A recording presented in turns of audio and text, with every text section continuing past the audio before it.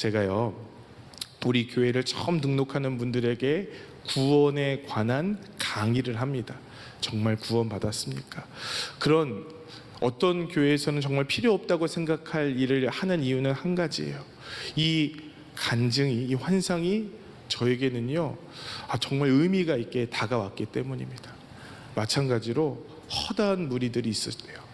근데 그들은 모두 다 회색 옷을 입고 있었는데 그 줄이 검은 옷을 입은 사람들, 흰 옷을 입은 사람들보다 확연히 많고 허다한 무리처럼 보이셨다는 겁니다.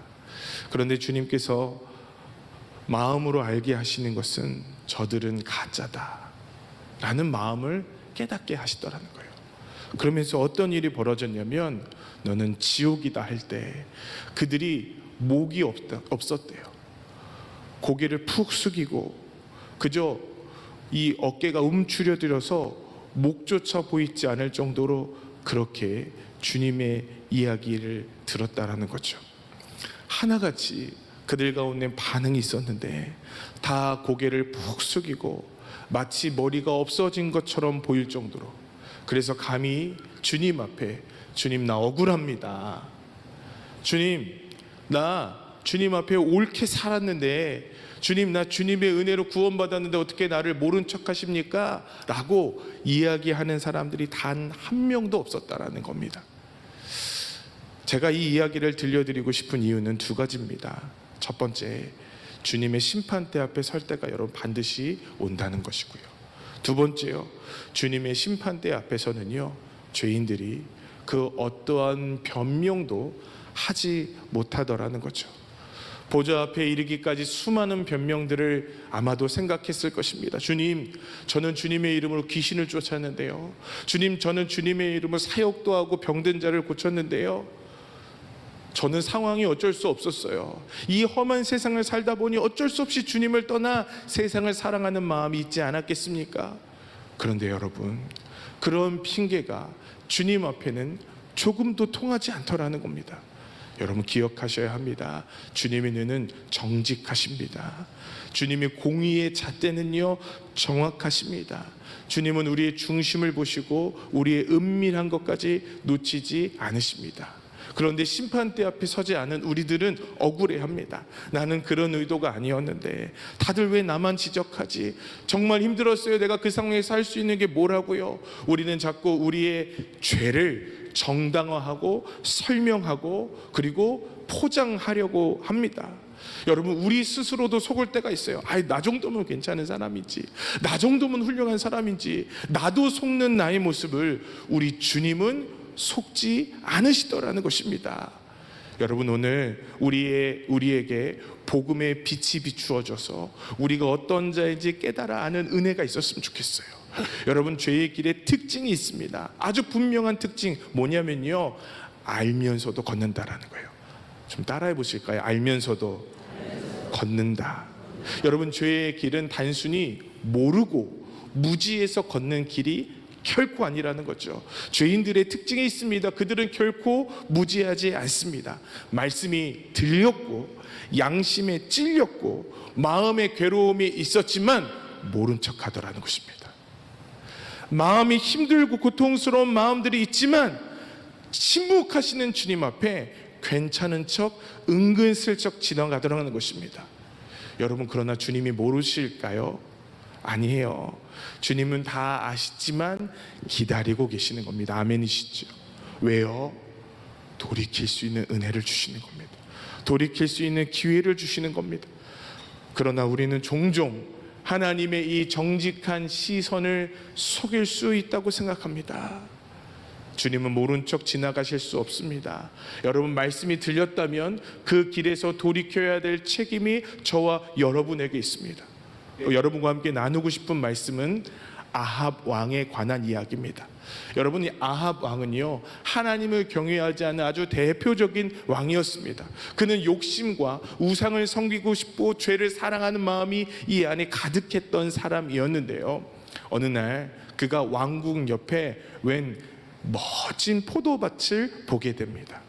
여러분, 이 포도밭의 주인은 나봇이라는 사람이었는데요, 엘리야가 나봇에게 가서 뭐라고 얘기했냐면, 내가 이 밭을 사고 싶은데 나에게 파십시오. 내가 아주 많은 돈을 비싸게 주고 팔겠습니다. 나봇이 팔았을까요? 팔지 않았을까요? 팔지 않았습니다. 그게 21장의 내용입니다. 여러분, 우리는 땅을 산다는 사람과 땅을 판다는 사람의 이야기를 하고 싶은 것이 아닙니다. 나봇이 땅을 팔지 않았던 이유는요, 가격의 문제가 아니라 그것이 율법에 기록되어 있는 하나님의 말씀이었기 때문입니다. 여러분, 하나님께서 분배해 주신 땅을, 조상 대대로 내려온 이 율법에 허락한 땅을 임의로 팔 수가 없어요. 왜냐하면 땅은 하나님의 약속이기 때문에. 이해가 되시죠? 그런데 이 땅을 빼앗으려고 하는 엘리야는 어떤 마음입니까? 하나님께서 주신 율법, 관습 이런 거 다 필요 없어. 그냥 내가 원하면 가져야 돼 라고 하는 거예요. 그런데 나봇은 너무 완강하게 거절했습니다. 여호와의 율법에 따라서 조상의 기업은 팔 수가 없습니다. 아합이 너무 억울한 거예요. 밥도 안 먹고 잠도 자지 못했습니다. 방구 낀 놈이 성낸다고 하더니, 땅을 빼앗으려고 했던 아합이 너무 화가 나는 겁니다. 그랬더니 그의 아내 이세벨, 악한 왕비거든요, 찾아와 얘기합니다. 뭐 그렇게 신경을 씁니까? 당신의 인장을 나에게 주십시오. 이세벨은요, 거짓된 편지를 쓰게 됩니다. 나봇이 하나님과 왕을 저주했습니다. 하나님을 저주했다고 하니까 성읍의 장로들이 나봇을 공개 재판에 세우고 돌로 쳐 죽이게 하는 거예요. 분별력도 없고 모함이 가득하고 사람의 목숨을 쉽게 버렸던 것이 바로 이때의 유다의 모습이었어요. 그리고 땅의 주인이 사라지자 아합 왕은 그 땅을 차지하게 됩니다. 그 땅을 빼앗아 버린 거예요.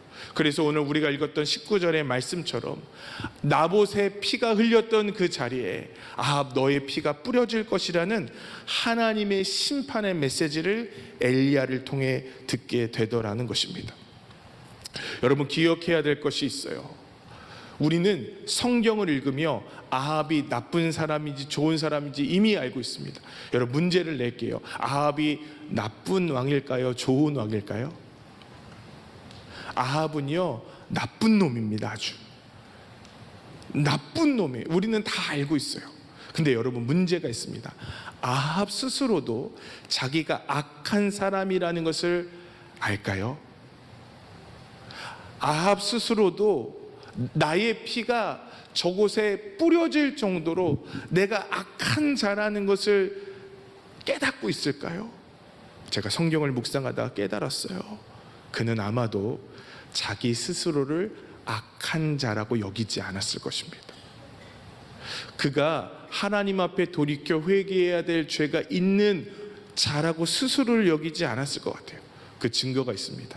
21장 4절에 보니까 이렇게 써 있어요. 아합이 이스라엘 사람 나봇의 말로 인하여 근심하고 답답하여 침상에 누워 얼굴을 돌리고 식사를 아니했다라고 써 있습니다. 여러분, 이게요, 무언가를 뺏긴 사람이에요? 아니면 뺏은 사람이에요? 지금 식음을 전폐하고 있어요. 빼앗긴 사람이 지금 이렇게 식음을 전폐해야 되잖아요. 그런데 뺏으려고 하는 사람이 식음을 전폐하더라는 겁니다. 억울한 거예요. 누가요? 빼앗으려고 하는 아합이 억울한 겁니다. 아합은 식음을 전폐하고 있었어요. 그때 이세벨이 슬쩍 대신 죄를 지어줍니다. 그러니까 어떻게 합니까? 그 죄를 지은 것으로 나는 뭐라고 생각하냐면, 나는 죄 짓지 않았어. 나는 손에 피 안 묻혔어. 율법을 어긴 건 누구예요? 이세벨이고 나는 억울한 사람이야. 그래, 주인이 없는 그곳을 내가 그냥 은근슬쩍 차지했을 뿐이지, 내가 하나님의 말씀을 어기고 내가 하나님의 것을 빼앗은 사람이 절대로 아니야. 근데 여러분, 성경을 한 구절 찾아보죠. 21장 19절입니다. 21장 19절 우리 화면을 통해서 한번 읽어 다 같이 읽어볼까요? 읽겠습니다. 시작. 너는 그에게 말하여 이르기를 여호와의 말씀이 내가 죽이고 또 빼앗았느냐고 하셨다 하고, 또 그에게 이르기를 여호와의 말씀이 개들이 나봇의 피도 핥으리라 하였다 하라. 아멘. 여러분, 여기서 중요한 문장이 있습니다. 누가 죽인 거래요? 이세벨이 죽인 게 아니래요. 누가 빼앗은 게 아니래요. 이세벨이 빼앗은 게 아니래요. 아합 네가 죽이고 아합 네가 빼앗았다. 직접 죽이라고 명령하지 않았습니다. 직접 죽이라고 이야기하지 않았어요. 그러나 하나님은 그의 침묵을 죄로 보셨고 그의 고개를 돌림을 피를 뿌려 회개해야 할 죄라고 여기셨더라는 것입니다. 여러분, 아합은 스스로 너무 억울했어요. 나는 죄진 게 없다니까요. 나는 아니라니까요. 그런데 여러분, 그 억울함은 자기 기만이었고 하나님은 정확한 눈으로 그의 심판을 준비하시더라는 것입니다. 여러분, 저는 성경을 묵상하다 이런 생각이 들어요. 사실은 우리가 그러합니다. 우리는 죄의 길을 걷고 있는 것을 잘 알고 있습니다. 그런데 여러분, 들통나지 않고 지금 나를 심판하는 심판의 불이 없으니, 내가 직접 죄를 짓지 않고 드러나지 않으니 나는 의롭고 억울한 사람이라고 생각할 때가 있더라는 겁니다. 여러분, 우리가 교도소 사역을 할 때가 있었잖아요. 그런데 교도소 사역을 하다가 존속살인범을 만난 적이 있습니다. 존속살인범이 뭔지 아시죠? 아들이 엄마를 죽인 거예요. 군대 휴가를 나왔다가 엄마가 잔소리하는 그 잔소리가 너무 듣기 싫어서 아들이 어머니를 아주 잔인한 방법으로 죽입니다. 이게 있을 수 있는 일입니까?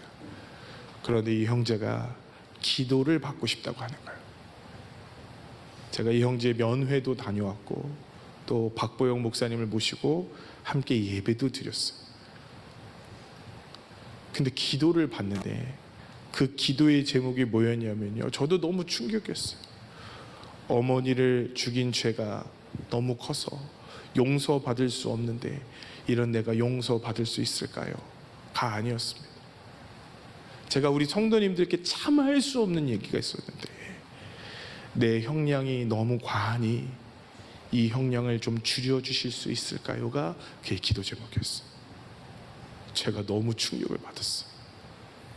아니, 어떻게 저렇게 생각할 수 있지? 여러분, 그 죄가 너무 분명한데 억울해요. 그 죄가 너무나 명백한데 이건 너무 과해요. 어떻게 그럴 수 있지 했지만 형벌이 너무 가혹합니다. 그리고 두려워 떠는 거예요. 그런데 그 교도소에서 나왔던 또 한 청년이 있습니다. 이 청년은 무슨 죄를 저질렀는지 모르겠는데 제가 예배를 드리러 가니까 이 청년이 우리 교회 이름을 기억했다가 인터넷에 주소를 치고 찾아왔어요. 그리고 뭐라고 얘기하냐면, 나는 억울하게 교도소에 갔다 이거예요. 내가 이렇게 어려움 당하고 힘들 때 하나님은 도대체 뭐 하셨냐고 화를 내는 거예요. 그리고 막상 나오니 이제 어디 취직하는 것도 어디에 뭔가를 일하는 것도 어려운데 하나님도 침묵하시는데 교회가 도와줘야 되지 않겠습니까? 이거예요. 논리적이죠, 그죠? 근데 다행인 건 제가 없었어요. 그때 우리 부교육자들이 아주 힘들었습니다. 근데 제가 없어서 우리가 해드릴 수 있는 게 없다는 얘기를 들으니까 어떻게 알았는지 마가의 다락방으로 간다는 얘기를 들은 거예요. 제가 신방을 가다가 얼른 마가의 다락방으로 갔어요. 왜냐하면 행패 부릴까 봐. 예배가 다 끝났고 이미 그때 당시는 기도원이고 원장실이 있었을 때니까 원장실에 들어와서 상담을 끝나고 나온 터였어요. 제가 너무 당황해갖고 얼른 뛰어들어갔습니다. 목사님 괜찮으세요? 목사님 아무 일 없으셨어요? 그때 목사님께서 이렇게 말씀하시는 거예요. 지금 저 형제가 들어와서 안 그래도 너네 교회 갔다 왔다 하더라. 혹시 돈을 요구하고 목사님께 무례하게 행하지 않으셨어요? 그랬더니 뜻밖의 얘기를 하시는 거예요. 아니, 그러지 않았는데 나한테 그렇게 얘기하더라고. 목사님, 사실은 도움을 받으려고 올라왔습니다. 근데 예배를 드리다가 제 탓이라는 것을 깨닫게 됐어요. 맞아요, 목사님, 제 탓입니다. 제가 그렇게 했습니다. 저를 위해서 기도해 주십시오 하고 가슴을 치고 내려가더라는 거예요. 여러분, 누구의 죄가 더 큽니까? 누가 더 억울해야 맞습니까? 죄의 무게를 누가 더 느껴야 하고, 누가 더 가슴을 쳐야 하고, 누가 더 괴로워야 합니까? 여러분, 죄의 무게는요, 가슴을 치는 것은요, 그 죄가 크냐 적으냐의 문제가 아닌 것 같아요. 하나님의 은혜가 그 죄의 무게를 깨닫게 하는 것 같아요. 어떤 사람은 살인을 저질러도 그 죄가 무겁지 않아요. 그런데 어떤 사람은 괴로움 가운데 견딜 수 없는 마음이 스쳐 지나가는 죄악으로도 일어나더라는 것입니다. 여러분, 저는 오늘 우리 주님께서 우리에게 은혜의 눈을 열어주시기를 원해요. 우리가 알고 가볍다고 생각하고 뛰어가고 있는 지옥으로 향하고 있는 그 길에서 우리의 죄의 무게를 발견하고 내가 어떤 존재인지를 깨닫고 복음의 은혜를 구하는 저와 여러분 되셨으면 좋겠어요. 여러분, 엘리야의 입을 통해서 하나님은 아합의 심판을 내리셨습니다. 아합아, 너는 심판당할 것이다. 그런데 성경을 보니까 아합이 그 즉시 반응했습니다. 아합이 모든 말씀을 들을 때 그의 옷을 찢고 굵은 베옷을 동이고 금식하며 조용히 지냈습니다. 여러분, 누가 보아도 너무나 명백한 회개의 모습 같지 않습니까? 그런데 여러분, 그의 마지막은요, 결국 하나님의 심판의 화살에 죽게 됩니다. 왜냐하면 그는 형식적으로 회개했고 자신의 행동과 자신의 길을 돌이키지 않았습니다. 거짓 선지자들의 말을 따라서 그는 전쟁터에 나갔고 비참하게 죽게 됩니다. 여러분, 아합의 회개는요, 슬퍼하지만 돌이키지 않는 회개였고요, 눈물은 흘리지만 삶은 변화되지 않는 회개였고요, 그리고 가장 중요한 것은 하나님은 그런 회개를 받지 않으시더라는 것입니다. 여러분, 회개의 본질은요, 눈물을 흘리는 것이 아니라 길을 바꾸는 것입니다. 회개의 핵심은요, 감정적인 후회가 아니라 하나님의 말씀을 의지하여, 할렐루야, 다시 순종의 길을 걷는 것입니다. 울었지만 돌아오지 않았어요. 그래서 심판은 결국 찾아왔고 그리고 결말을 맞이하게 됩니다. 여러분, 저는 오늘 우리에게 동일한 일이 일어난다고 생각합니다. 그저 일주일에 딱 한 번 이 시간이 찔려요. 일주일에 딱 한 번 여기서 예배를 드리는 그런 복잡하고 미묘한 마음만 견디면 우리는 또 모른 채 하고 죄의 길을 열심히 걸어갑니다. 사랑하는 우리 필그림교회 순례자들이여, 아합과 같은 회개를 버리고 진심으로 우리 주님을 향해 돌이키는 저와 여러분 되셨으면 좋겠어요. 여러분, 아합의 문제만이 아닙니다. 은근슬쩍 걸어가고 있는 우리의 문제입니다. 죄의 길이라는 것을 알고 있지만 깊이 보지 않고 억울해하고 합리화하며 걸어가고 있는 우리의 모습입니다. 예배에서 자주 눈물을 흘리며 회개한다고 얘기하지만 죄에 대해 충분히 슬퍼했다고 생각하지만 그뿐인 우리들의 모습입니다. 입술로는 회개하면서 마음으로는 여전히 죄의 길을 계획하고 있는 김용석을 보게 됩니다. 자다가 일어났어요. 주님, 저 어떻게 하죠? 사실은 저 다 알았어요. 사실은 저 그것이 하나님이 기뻐하시지 않는 거라는 거 제가 다 알았어요. 그런데 제가 걸었어요. 그런데 제가 그 길을 걸었어요. 그게 김용석의 모습이라는 것을 깨달았어요. 여러분, 오늘 우리 주님 앞에 정직해지기를 원합니다. 이제는 그 길에서 돌이키자고요. 이제 깨달았으니까, 마저 내가 주님께서 말씀하셨던 그 죄가 있다는 것을 깨달았으니까 이제는 그 죄에서 돌이켜 우리 주님께 가시자고요. 우리 성도들이 그랬으면 좋겠어요. 김철기 선교사님, 아마존 검은강에서 사역하시는 선교사님 책에 이런 글이 있어요. 이분이 성 가브리에우 사역을 시작하면서 하나님께 기도하셨대요. 주님, 이 땅에 부흥을 주십시오. 내 생명을 가져가시는 한이 있더라도 부흥을 주시고 우리가 부흥의 불씨가 되게 해주십시오. 저희가 아니더라도 다른 사역자를 통하여 하나님의 부흥의 불씨가 이 땅 가운데 임하게 해주십시오. 그렇게 기도하고 있는 어느 날 한 자매가 주님 앞에 회개하기 시작했습니다.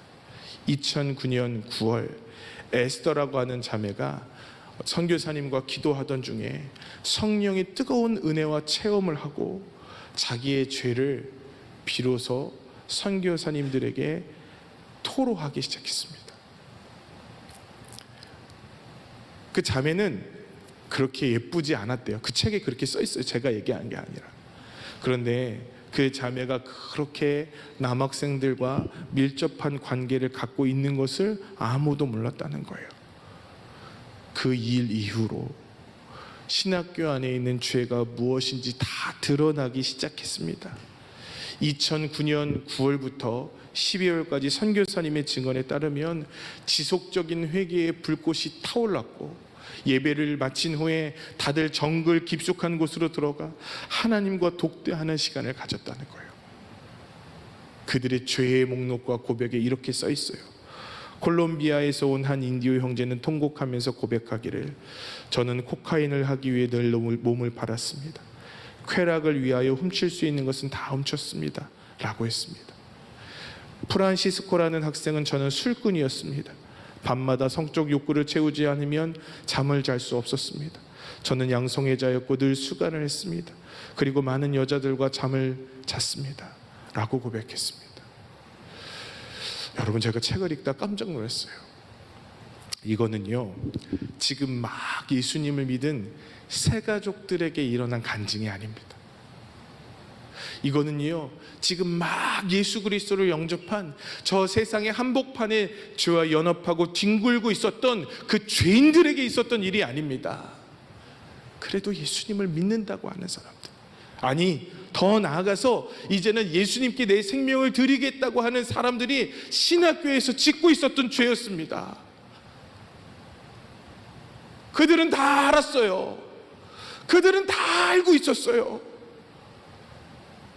그런데 얼렁뚱땅 지나간 겁니다. 그런데 깊이 괴로워하지 않고 지나간 겁니다. 그런데 그냥 숨겨놓은 채 걸리지 않으니까 지나간 겁니다. 그런데 여러분, 주님은 그냥 지나치실 수 없었어요. 주님은 지나치실 수 없었어요. 성령님께서 역사하시자 그들의 지옥으로 향하고 있는 걸음을 정면으로 막고 계신 것입니다. 너 그거 토해내야지. 너 그거 드러내야지. 너 그거 내 앞에서 결단해야지. 그들은 결국 성령님께 항복할 수밖에 없었습니다. 얼렁뚱땅 지나가고 싶은 그 죄의 길에서 그들은 주님을 바라보았고, 주님의 멈춰 서시는 그 걸음 앞에 그들은 그 모든 죄를 토해낼 수밖에 없었습니다. 성도 여러분, 오늘 주님이 우리의 걸음을 막고 계십니다. 주님이 우리의 걸음을 막고 서고 계십니다. 우리는 거룩을 향해 가는 것 같잖아요. 우리는 이 길이 맞는 것 같잖아요. 주님도 모르시는 것 같잖아요. 아니요, 여러분, 주님이 막고 계시는 것입니다. 주님은 얼렁뚱땅 넘어가지 않으십니다. 여러분, 가장 큰 기쁨은요, 죄의 길에서 빠져나올 때 기쁜 겁니다. 알면서도 짓고 있는 그 죄를 끊어버리고 주님 앞에 나올 때 그것이 기쁘고 감격스러운 것 아니겠습니까? 그것이 우리의 가장 큰 기쁨이고, 그것이 천국의 그 영원한 샘물을 맛본 자의 기쁨 아니겠습니까? 오늘 어쩌다가 우리의 신앙이 이렇게 갑갑해졌습니까? 어쩌다가 우리의 신앙이 이렇게 무감각해졌습니까? 이유는 한 가지예요. 알면서도 걸어가고 있는 그 죄 때문에. 여러분, 오늘 그 죄의 길에서 돌이키시는 저와 여러분 되시기를 주님의 이름으로 축복합니다. 이 프로그램은 여러분의 미디어 선교 후원으로 제작되었습니다. 선교는 사명, 후원은 동역. 당신도 복음을 전할 수 있습니다. 선교 후원 02-6333-1003번